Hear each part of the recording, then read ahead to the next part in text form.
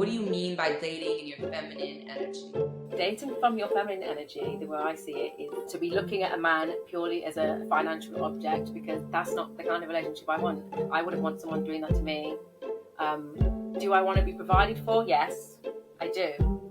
Yeah, is it okay to sleep with somebody on the first date if you're dating and you're looking for a relationship? I was just going to say, women often use sex to try and control men anyway.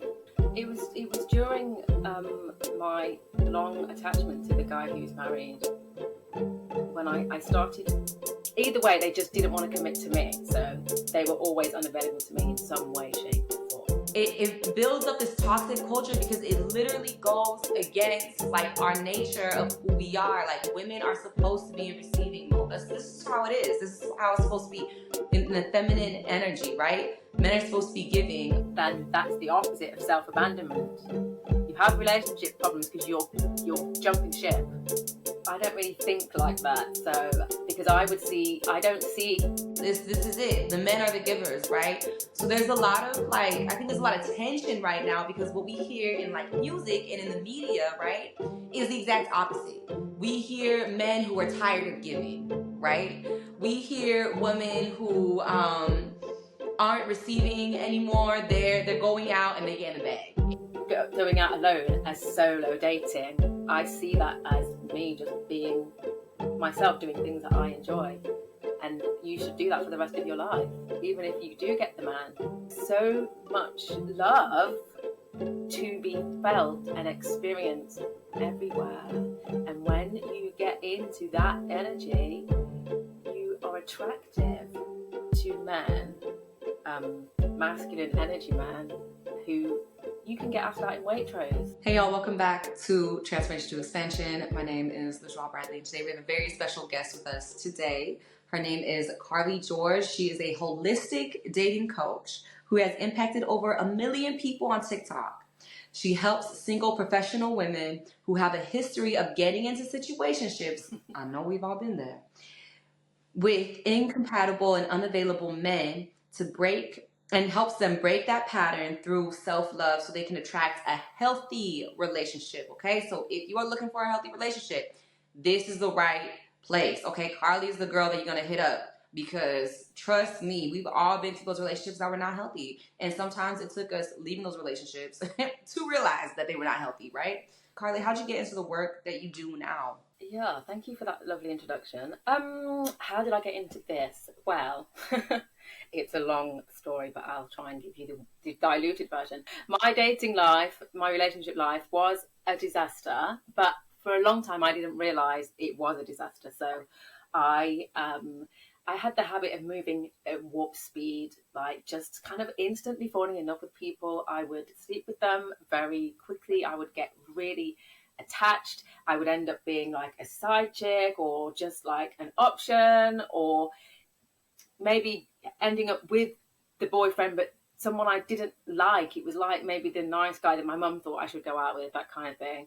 But whenever I really liked someone, it was like they were unobtainable, and I would be obsessed, sometimes for years, kind of like pining, thinking about them all the time, self-abandoning. So I would kind of just vacate my own life, and they would be taking up so much of my headspace. And so, yeah, I ended up in a situationship with somebody who was married.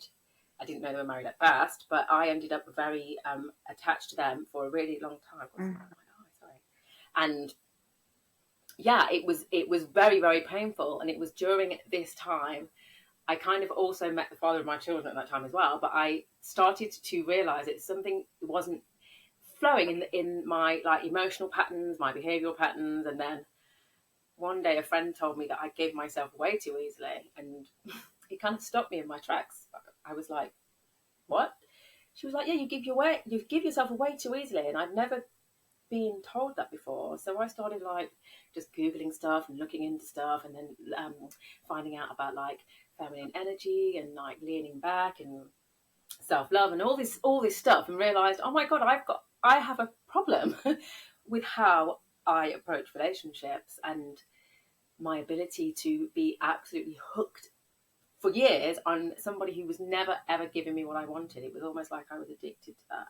And that happened to me sort of from when I was 14 all the way up into my 30s, being hooked on unavailable people. So when I started to realize that there was stuff wrong, that I was traumatized, for one. I didn't know how to love and value myself. I had a lot of fear. But when I started implementing new ways of being, started healing the wounds and showing up differently, my experiences with men completely did a 180. And I was like, oh my God, I need to help people with this, because a lot of my friends were very similar to me with their patterns as well, because you kind of like end up hanging out with people who are similar. So I was like, oh my God, a lot of people that I know are very dysfunctional in relationships. Everyone's having a situationship or a casual thing here and there. But deep down, I know a lot of people are wanting that real love, and they're not realizing that they're not loving themselves. We kind of just have not been taught, for whatever reason, how to love ourselves as we try to kind of get the experience of being in love with somebody else, you know, if that makes sense. So yeah, I've always been quite a sort of share what I know person, and a very caring person. So it just started to come out. I just wanted to talk about this kind of thing, and then one day someone said, why don't you do a TikTok? So I did. What do you mean by that? What do you mean by unavailable? Do you mean emotionally unavailable, physically unavailable? Like, what do you mean by unavailable? Get started on your wellness journey today. Whether you are starting your wellness journey, in the middle of it, or finishing it, this library will help you so much. It is a free wellness library with over 50 resources on how to jumpstart your wellness. And really, it has so much more than that. It has full guides on how to quantum leap, full guides on how to manifest, and even my personal favorite, coloring books. Yes, and I'm talking unique coloring books. Y'all already know who you're dealing with, okay? We have baobab coloring books, cactus plant coloring books, and so much more. And it's completely free. So please make sure to check it out, especially if you're on your wellness journey, or if you know a friend who is on the wellness journey and wants some free resources, please let them know about the wellness library, okay? The link is in the show notes below. I love y'all so much. Let's get back to the show. For me, it was emotionally so, and then sometimes physically, like either they are not looking for a relationship to begin with, but looking for fun, if you know what I mean. So therefore, they are unavailable for a relationship, or they were with somebody else, so they were just completely unavailable. Either way, they just didn't want to commit to me, so they were always unavailable to me in some way, shape, or form. So let's talk about that addiction loop, right? Because I think a lot of people aren't aware of those patterns, right? Especially people don't realize it's an emotional addiction. You're addicted to like specific emotions that are coming up as a result of those relationships. So for you, what did it take for you to realize, oh, like I've been, in some ways, I was the one who was actually contributing to the fact that I was getting the same type of guys over and over and over again. What was like, when did you have that kind of epiphany? That was when I learned about feminine energy in dating, and everything that I was told to do with that was opposite to everything I was doing. And so I realized very quickly that, oh my God, I'm inviting the situations. It's me, it's not them. That a man is, who's not going to sleep with a beautiful woman, right? They're quite opportunistic in that way. Their sexual chemistry works differently, but they're going to take whatever you give to them, and a lot of the times we don't realize that we are putting ourselves, like laying ourselves on a silver platter and allowing ourselves just to be taken, instead of being intentional and developing more of an emotional connection. But that's the thing that's frightening. So we're subconsciously avoiding that. But yeah, that's how I figured that one out. So you said subconsciously you're avoiding the emotional connections, correct? Okay. What do you mean by that? A lot of times we have been wounded at some point in childhood, or we have been afraid of either being rejected or isolated or something. At some point, our experience with love has frightened us and caused us to do anything to avoid feeling whatever feelings were there at the time. And so when we really want love, we've learned that it's dangerous in some way. It feels too vulnerable, and so because we want this closeness, we go straight, or some of us go straight to being physically close, because I mean that's about as close as you can get to a person, so that we don't have to run the risk of feeling the vulnerability, being rejected or abandoned, or maybe they're going to see something about us that is terrible, like we're a bad person, we're not good enough. And so the rather than feel that in real time, because originally it happened probably too quick, we were too young to process, because we haven't interrupted that and learned how to process how we're feeling, we just throw it away. So some people will drink. Everyone doesn't always rush into physical relationships, but people will drink a lot. Some people will work a lot. Mm-hmm. Some people will try and be funny. Other, we just have these sort of masks that we put on. And mine was just being sort of very physical, so that I could feel close to people instead of letting them see who I really am. It can be damaging though, right? If like, because I think you're really speaking to a lot of women who are kind of like, I don't want to say on the surface. I don't know how to explain that, but because I feel like there's women who are very like emotionally attached, and that's another extreme, right? That's another extreme, where you're too attached, like you're obsessive, right? I feel like that's an extreme of emotional attachment, like. But I really love it because I know probably too many women who are kind of at that same level that you were at, not even level, but that same space that you were at, where it was like, I don't really care about emotional attachment. I don't need this. I just want something physical. And can we talk about like how, like, what's the realities of that? Because I think sometimes in the moment, again, you don't see it, but it seems like after a while, it takes a toll on you. So how long did it take you to get to that space where you're like, enough is enough? And like, what really, did something happen where you were like, was there a moment where you were just like, oh, this is why, this is happening. This is why I'm in this loop. It was during my long attachment to the guy who's married, when I started just noticing my patterns with him. The good thing about him, and I'm not advocating that people have relationships with married men, but we got on really well as friends, as people in general. We just had this strong connection. So he was the one man in my whole life who was consistent. So even though he wasn't fully available, he was there. He called me consistently. He never ignored my phone calls. He was there. So even when I behaved like a crazy, what, which I did sometimes, he never abandoned me. And so what I started doing, as I learned how to make space to hold my own emotions, is I started to notice, like, when this happens, I react this way. And I was able to almost change how I was showing up with him. Yeah. So during that process with him, I'd become very self-aware. So rather than just going through the motions and seeing him and having all the stuff just happening on autopilot, I started to observe what was really happening. And there was this one day that I was at his house or something, and I noticed that it was painful. I didn't like it. It felt bad. And I was the one who went there. It was me. I was there. I was volunteering. And it was a very sort of lucid moment where I thought, wow, I'm choosing this. I'm choosing this. And it doesn't feel nice. And at that point, so even though I continued having an emotional connection with him and a friendship, if you like, I never slept with him again after that. I still needed him, but I stopped giving my body to him because I realised that this hurts. Ouch. And I'm not getting the actual emotional connection that I really wanted.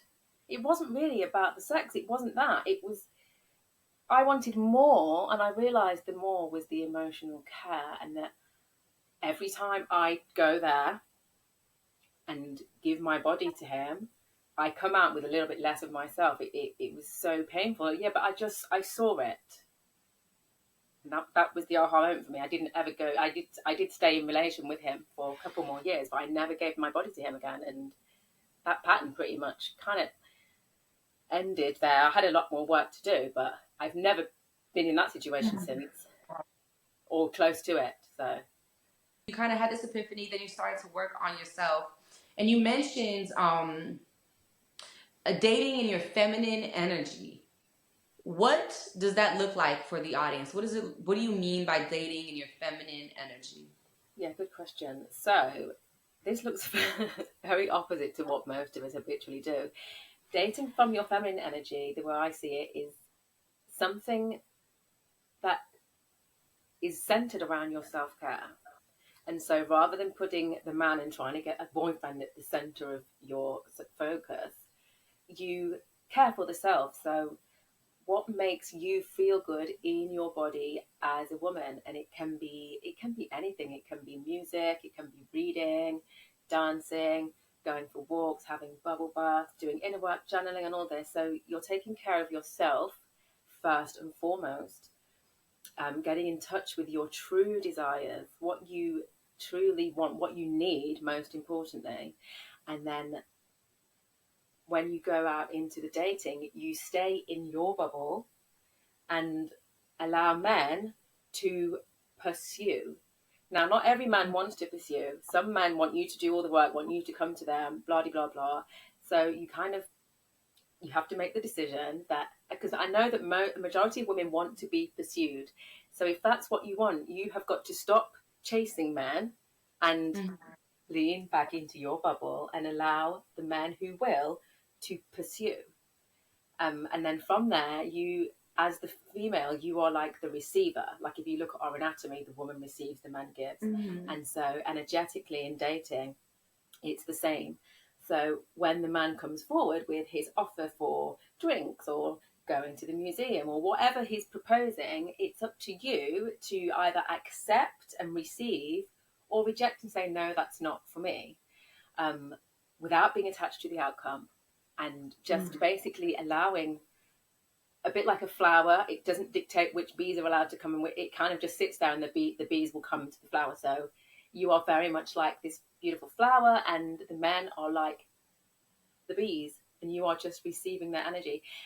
Yeah, as you're dating, you're not clinging on to any one particular man. You're just noticing who feels good and who doesn't, right? And do I want to see him again? Yes or no? Yes. And so you just allow them to court you.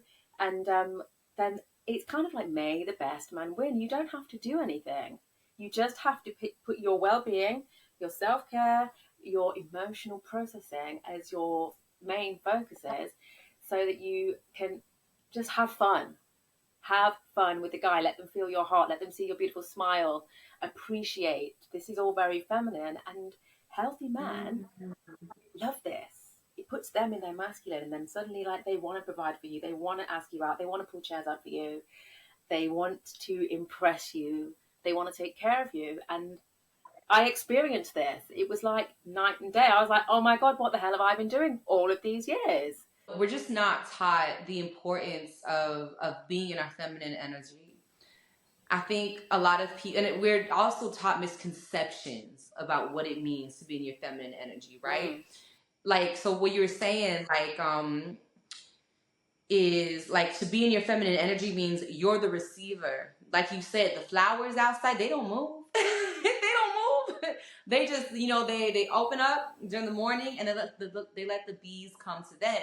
And it's the same thing when you start to think about yourself too. Like, it's like, women are supposed to be receiving.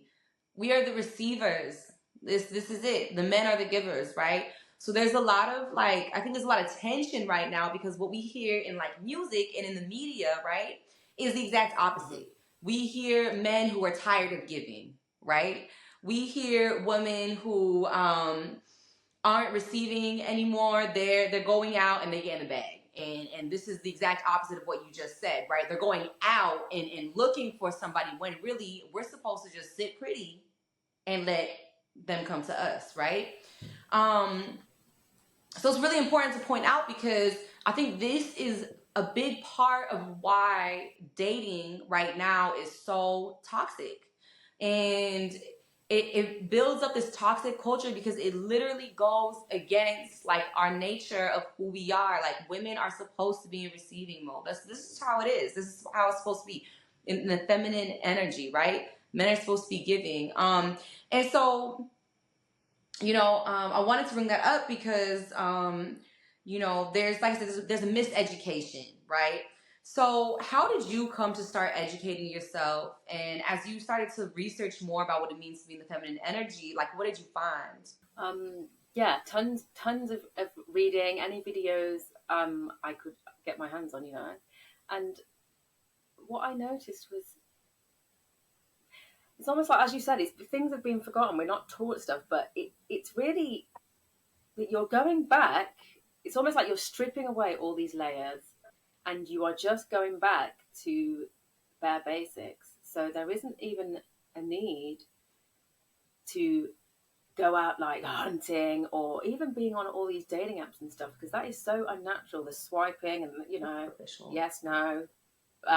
It's not my favorite thing, but when you learn to put your self-love first and live in a way that makes you feel happy and connected, and you go out with more open energy and you're looking around and you're smiling and you're making conversations and all of this stuff, I just think it's sort of things can happen naturally. Like the whole world is your dating app. There's men everywhere. There's connections to be had everywhere. And if we sort of take our focus off of this gotta get a man thing and just practice receiving from everywhere, like there's the sun. You can receive the warmth from the sun. You can receive when you see like some beautiful flowers. I mean, I love flowers. I can stop and smell roses, literally. Or look at a beautiful landscape. Like there is so much love to be felt and experienced everywhere. And when you get into that energy, you are attractive to men, masculine energy men, who you can get asked out in Waitrose. That's a supermarket in England. Or anywhere, walking down the street, or going out. If you go, I mean, I love going for solo lunches and stuff, and sometimes I'll end up talking to whoever, man, woman, children. So yeah, it's about reconnecting with ultimately yourself, because we're so disconnected from self. That was my biggest takeaway from this. It's almost like God created us to love ourselves. We need love, self-love.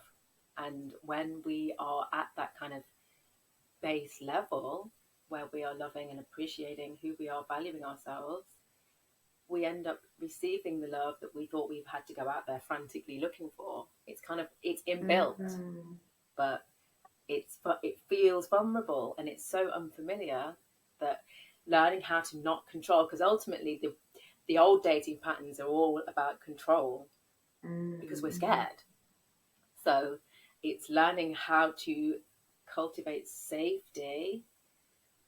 And it's a long journey as well, but it's just learning how to cultivate more safety in yourself so that you can feel afraid and not self-abandon, so that you can feel vulnerable and not think you have to jump on some guy just to get, just to move things along or make yourself feel better, right? It's self-love in action. And I do think that was how we were designed. Solo dating, I think in the past like 2 years, it's become this really popular thing. Everybody's like, I'm gonna solo date myself. And and I did this for a couple of years. So I want to talk about solo dating.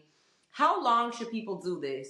Because people be on TikTok being like, oh, I solo dated for a month, and I met my man, and I was like, girl, that's not your man. How are you gonna know yourself in a month, right?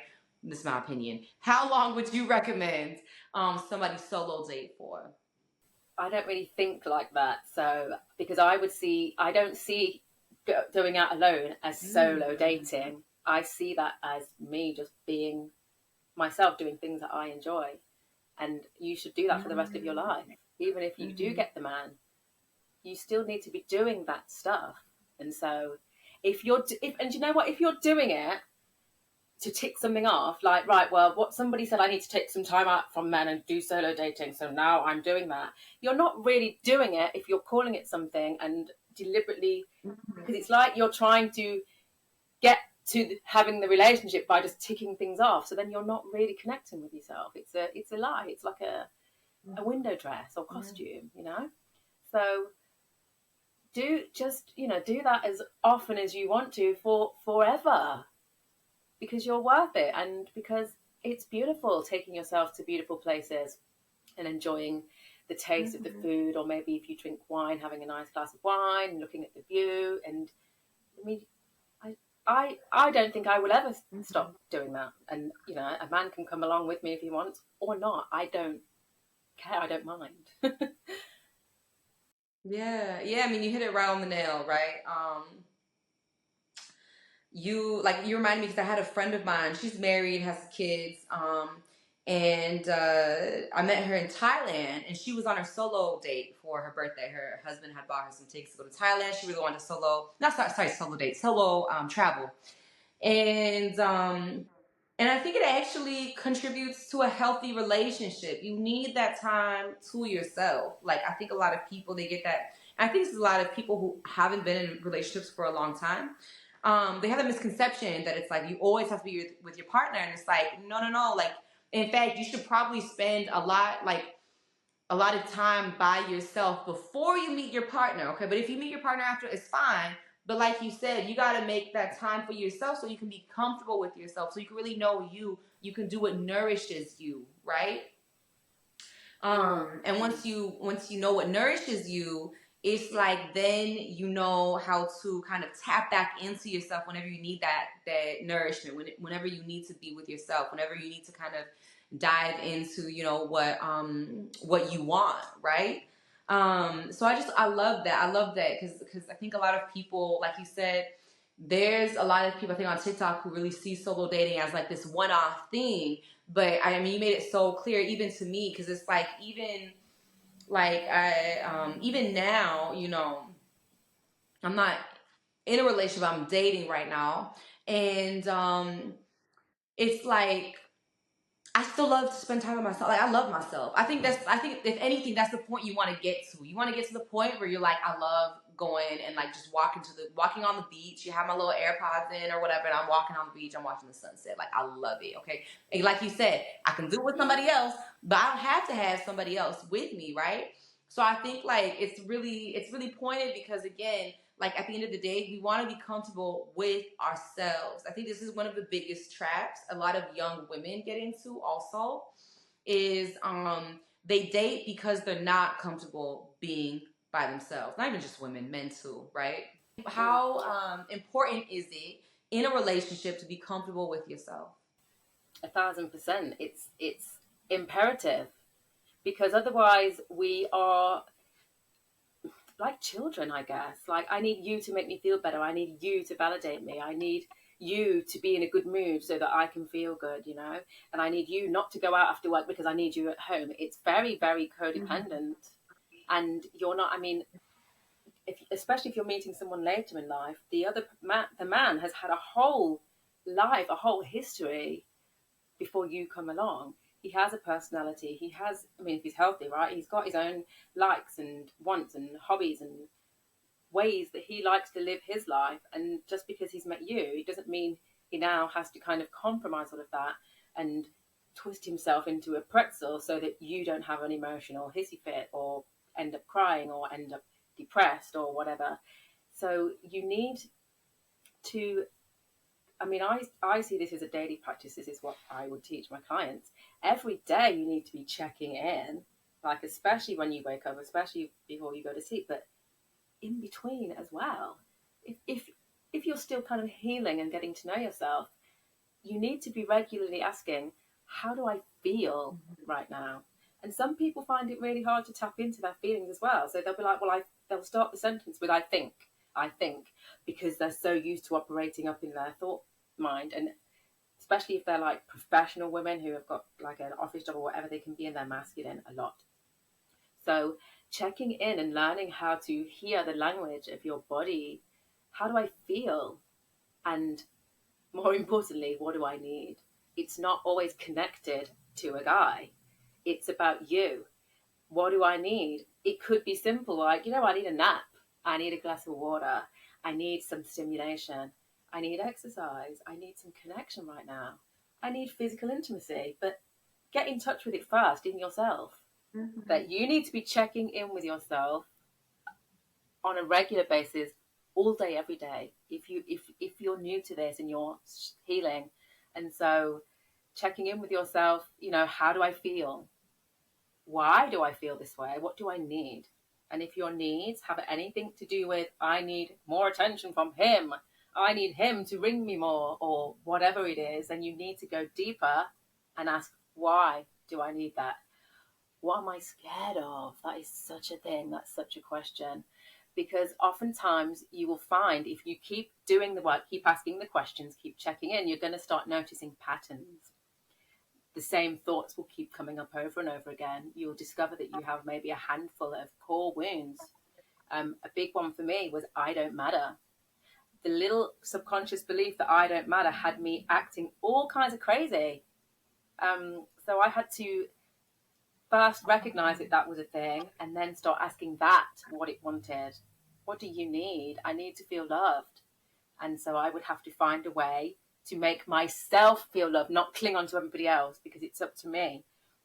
So sometimes just sitting with it and breathing and feeling, because a lot of these emotions come with a very strong physical component, which is why we feel like we have to do something crazy, I guess.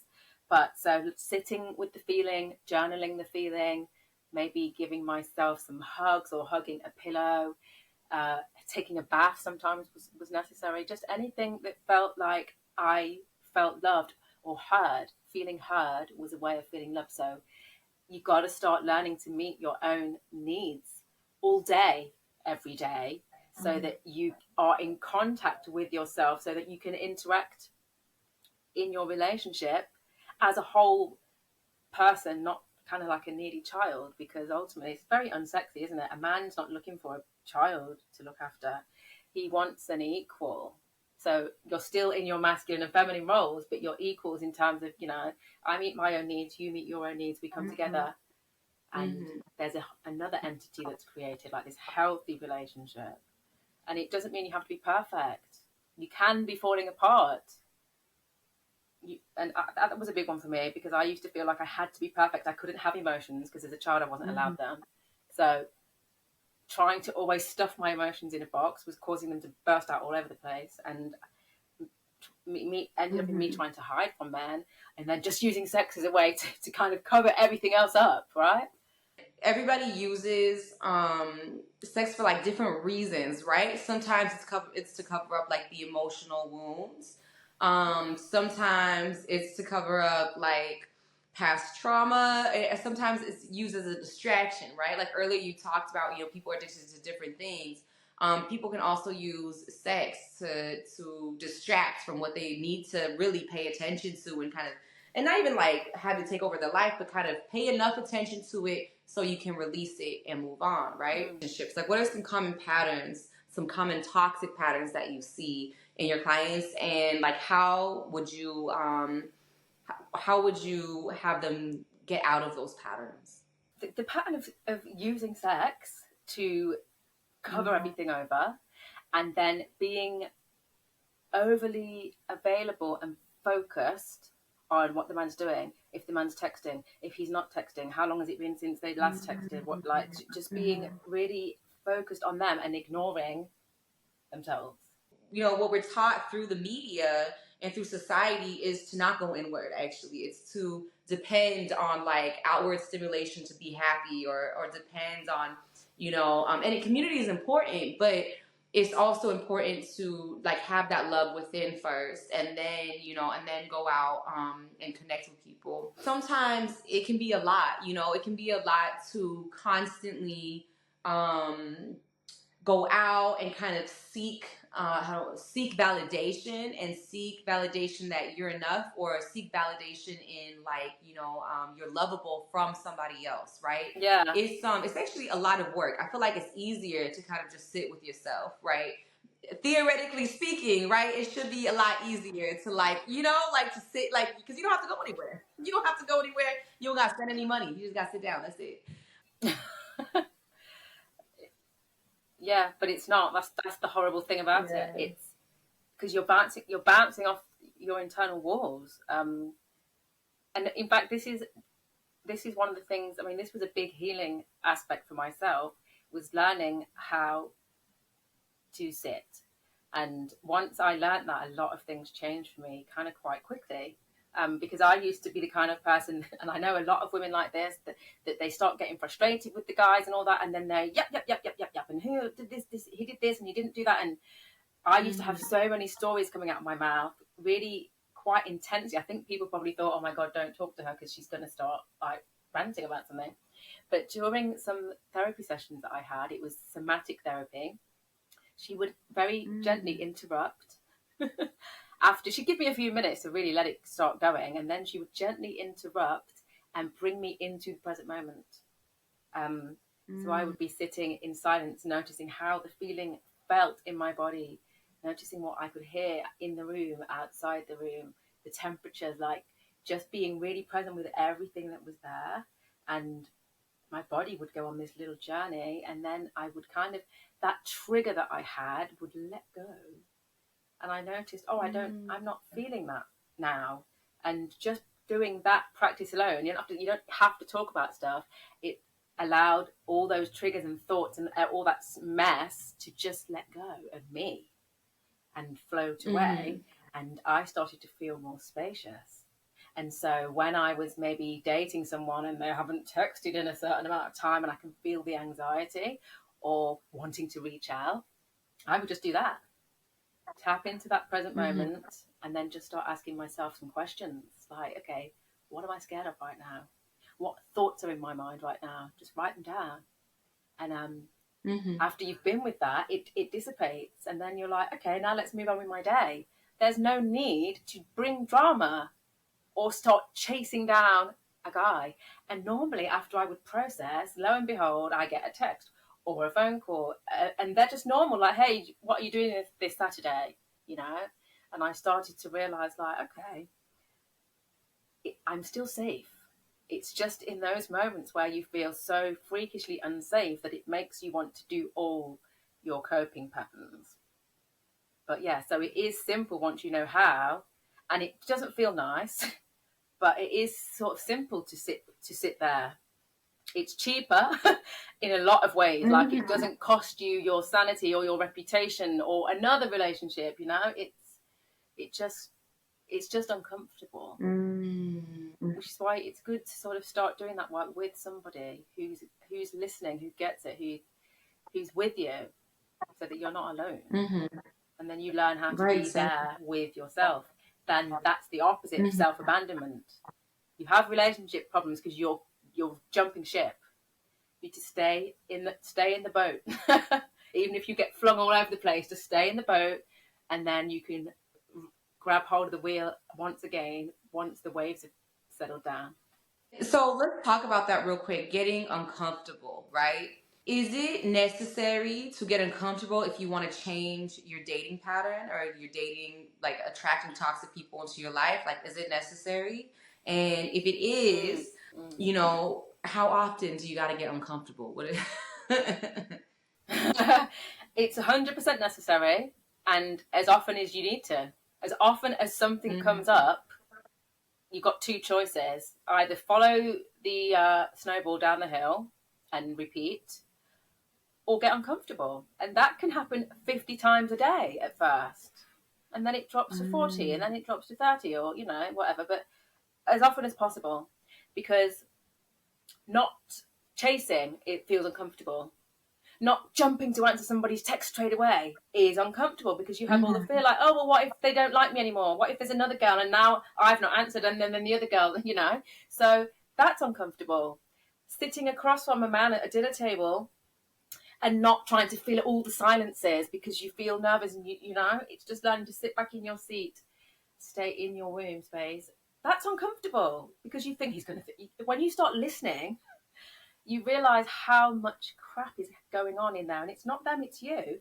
But he's going to think I'm boring. I need to be saying something. Do I look ugly? Like, there's so much of us kind of being abusive on the inside to ourselves without, not on purpose. It's just sort of conditioning. But yeah, that's uncomfortable not doing that, or saying Mm-hmm. no when they ask you if you want to come round. That's uncomfortable because you're frightened that you've lost a chance. He's not going to like me. He's going to think I'm frigid, or you know, whatever. That's very uncomfortable. But the choice is be uncomfortable or carry on having your heart broken. And you can choose whichever. You know, it's up to you.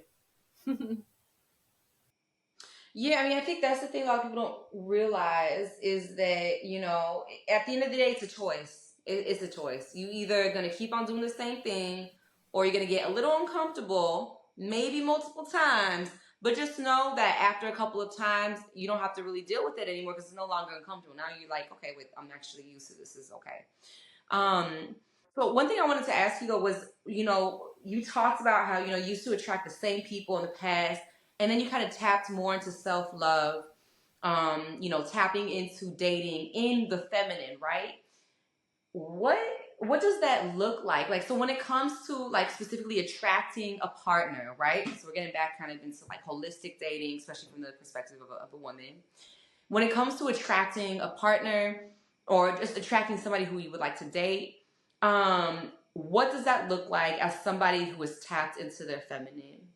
What does it look like? It looks like you having a routine for your life that nourishes you. So if you imagine starting from a point where you're not dating anyone, you imagine you've got like your morning routine, you're checking in with your heart, with your body. How do I feel today? How do I need to move this morning? You might want to do your yoga or whatever you do. Do you go to work? Do you work from home? How is that looking? Do you have hobbies? Are you a bit of a lone ranger? So what do you do with that? Do you go out for lunches? Do you go for walks? Do you do art? It's having all of your stuff lined up and functioning. And then when you begin dating, is your priority. And the man is just kind of coming in and out of your world rather than you being homed in on, got to get myself a man. And now I've got to, you Mm. know, be dressing more sexily, or, you know, how sometimes we can try and do what we think that they're going to like. It's about having your world and not changing that. And the right man is going to see the real you, pursue you. And if things come up, because they're going to, all your fears are going to come up. And as the relationship progresses and gets maybe a little bit deeper, you're going to feel more vulnerable. Your sabotage patterns might come up. So, holistically speaking, it would be to make it a priority to tend to that. So Mm. kind of the man's, I mean, he can't even see what's going on for you anyway. He doesn't know. And so it's tending to that, acknowledging that those fears are coming up, allowing them to be processed, and then going back into your little dating scenario or your relationship as a whole woman who's dealt with that. And maybe you might want to share some of that Mm. stuff after you've processed it so that he can get to know you a little bit more. Um, but it's kind of coming from the self first and learning how to kind of get out of your way and allow yourself to receive that love that all these years you've said you wanted. You don't have to do anything. You just have to kind of allow stuff to happen. It's about learning how to surrender almost to God's plan, because you don't know which guy's meant to be yours, you know. You don't know what's going to happen next or how fast or slow the relationship's going to progress. That's all out of your hands. And so the more you can try, and it is trying for a while, to relax and think, you know what, I've got myself, I'm good, this feels scary, but I'm just going to allow life to surprise me and see what happens next. That's when a relationship can happen, because that's what happens. The relationship happens. It's not, you're not doing it, you're not making it happen. Do you understand what I mean? Mm-hmm. You're just doing you, and then a man is coming in and out of that, and to your world, if it's the right man, your world's kind of meld in the middle. Mm-hmm. Yeah, so it's learning to be surrendered and tending to your stuff as often as need be, with love. Okay, so when it comes to just sleeping with people too, because I know some women, they're not really.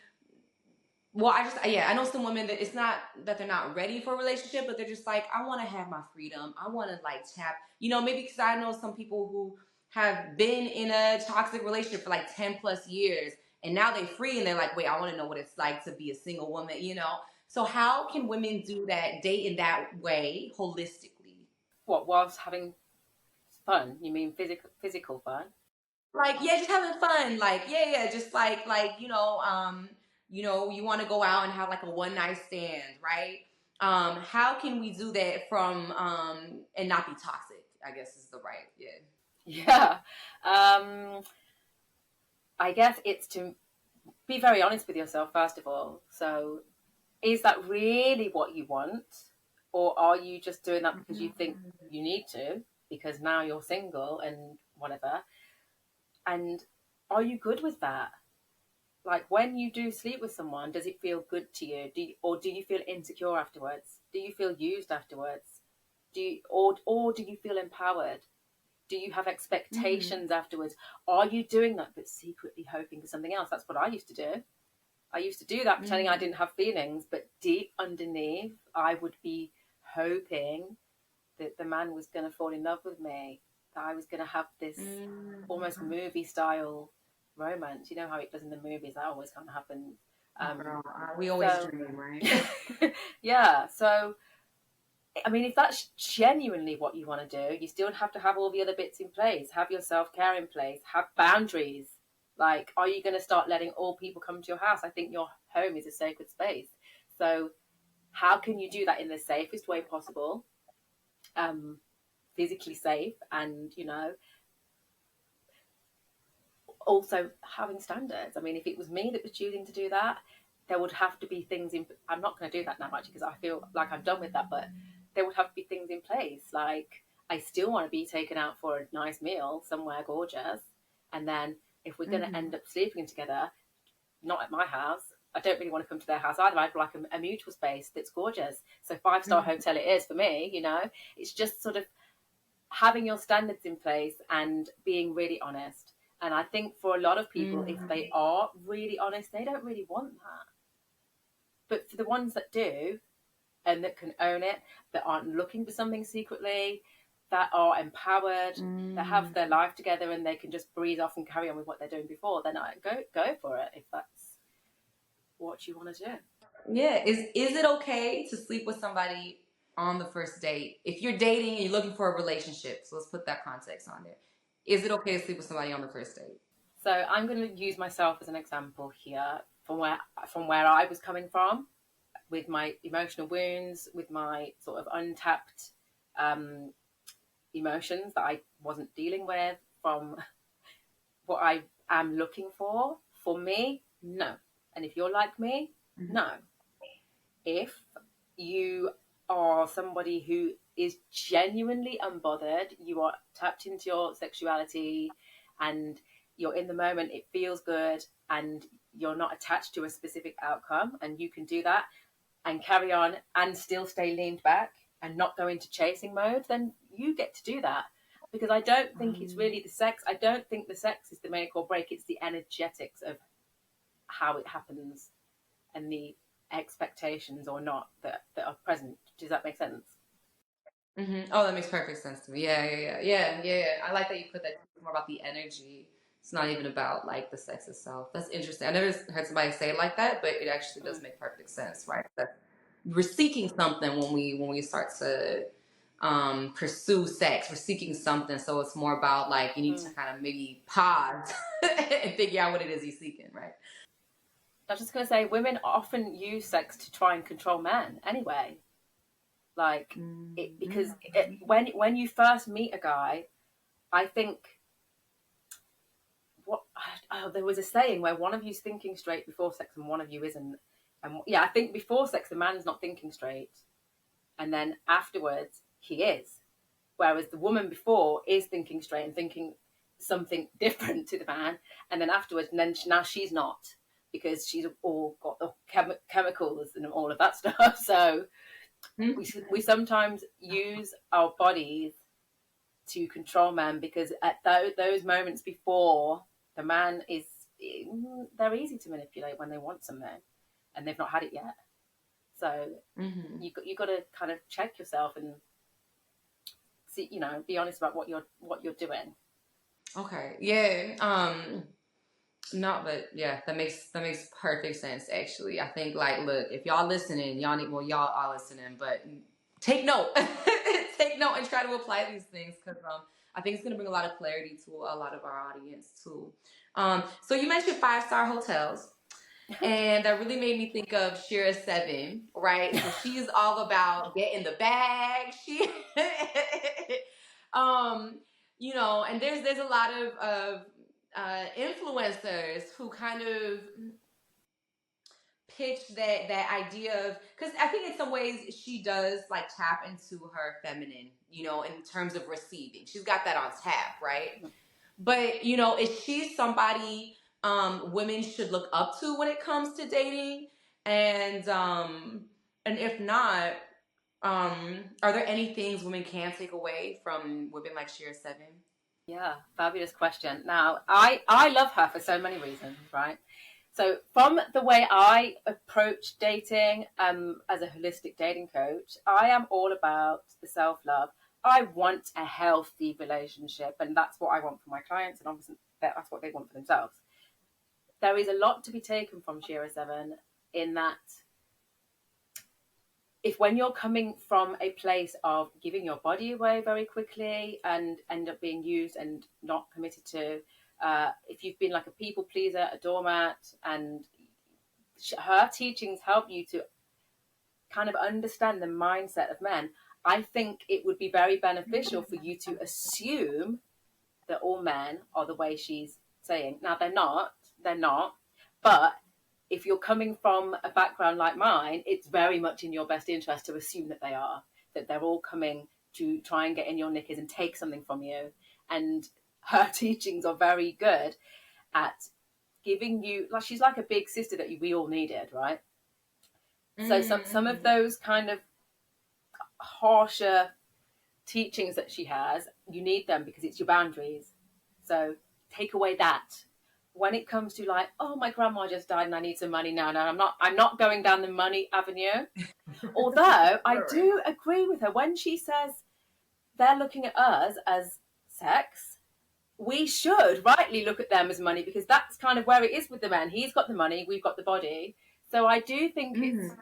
if they're going to come at you with that, then you're quite within your right to flip the mirror and come back at them with, well, where's your money? I think it's fair enough. But for me personally, I'm just not, I don't feel comfortable with that. And is that because I've got Mm-hmm. healing to do? I don't know. But it just doesn't sit well with me to be looking at a man purely as a financial object, because that's not the kind of relationship I want. I wouldn't want someone doing that to me. Do I want Mm-hmm. to be provided for? Yes, I do. So entering into the relationship in my feminine energy and being very clear of what I will and will not accept. Like, if I want to be provided for, I'm not going to accept 50-50. That's up to me. That's about my boundaries and me waiting for the guy that can and will. Mm-hmm. But Mm-hmm.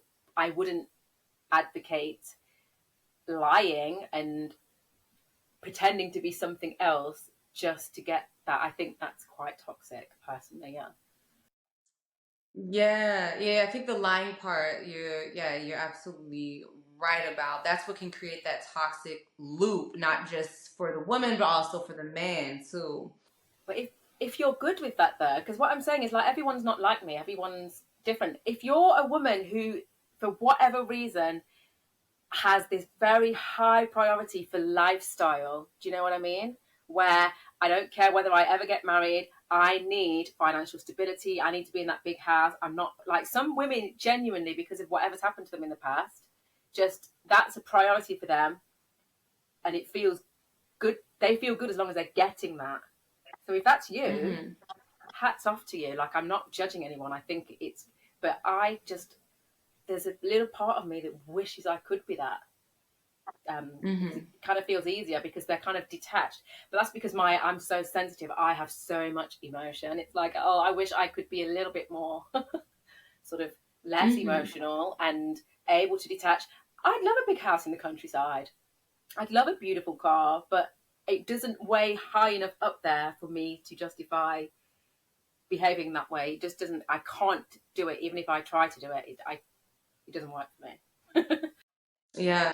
Yeah, yeah, and I mean that's true too, because yeah, like you said, like there are some women and there are some men that that's what they want. That's that's their ideal partner is having a woman that they completely provide for, and maybe there's some emotional toxicity, but they're okay with that because that's what they're not even Yeah. comfortable with, but no, that's what they're comfortable with. That's what they like. They know how to operate in that environment, and that's okay. Like that's totally okay. Like you said, it's like if that's what you want, it's okay. If you're happy, you're happy at the end of the day, Mm, right? And that's mm, the other thing too. I think for both men and women is something that we have to understand. Like you said earlier, is that every single person is different. Yes, there are some underlying themes or energies, right? mm. That will I think make both parties' life a lot easier too if they really tap into that.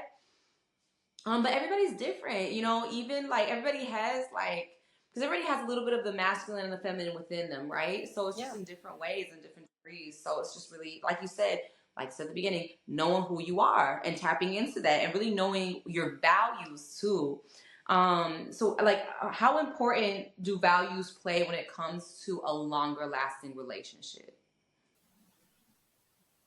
Oh, very important because I mean, two people with two different value systems, they're not. That's not going to last. Someone is gonna, like, for an example, if you want to be a home. I mean, this is me. I'm a home educating mother.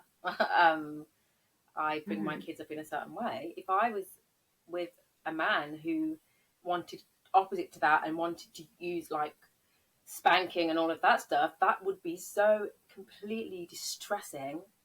I would be traumatized by that. And so the values need to line up. That's just one example with the kids, but you do you don't have to be exactly the same as someone, but the general direction, like they need to match up. Valuing honesty, you might Mm-hmm. value time freedom, you might value, being able to retire at 40 and both of you live on a cruise ship with it. Like those kind of things, you need to be kind of wanting the same stuff overall. And then obviously you might have different hobbies and what have you. That's fine. But yeah, you can't go with a man who's going left when you want to go right, no matter how handsome he is, no matter how rich he is, or whatever, whatever you're looking for. It ultimately, I think the values is what is going to make or break. Where do you see yourself expanding from here? I would say that I really want to get to know myself even deeper. I kind of reached a plateau quite recently, and like my body is throwing up all sorts of health issues. So I feel like I am being called deeper into myself to resolve what needs to be resolved for me, so that I can, I guess, expand into a lighter, more authentic version of myself. I do think there's a ways to go. There are still places that I try to hide myself. I mean, I feel like I could be doing so much more and be so much bigger, but there's still little things where I'm afraid to step into certain aspects of who I am. So for me, that there's definitely a deepening. I see myself going on more of a sort of deepening journey to figure out, not figure out as such, but to become more true to how I was created. If that makes sense. Yeah, yeah, going back to the beginning. I love that. I love to hear it. Okay, cool. Well, thank you so much, Carly, for being on the show. How can the audience find you? And then talk a little bit about the freebie you're giving everybody today. Okay, so currently I'm just a TikTok chick, so I'm on there at Holistic Dating Coach. Yeah, there's tons of videos there for people to dig into. And up on my page, if you click the link in my TikTok, there is a level up your self care. It's basically the first section of my holistic dating guide. And it's there. I think I see self care as the foundation. It's like your starting point. So there are just a few journaling prompts in there and a look at your self care as a whole. Yeah, so that you can start making those changes, making your life feel more nourishing. So yeah, that's in there. That's my free gift for anyone who wants it. Thank you so much, Carly, for that. Definitely, guys, make sure to look at the link in the description below so you can get that free dating guide, okay? Because I know y'all out here dating with no guidelines, no guidance. And look, some of y'all need it, so please make sure to check that out. Thank you so much, Carly, for being on the show. And of course, I love y'all so much. I will see y'all next week. Peace.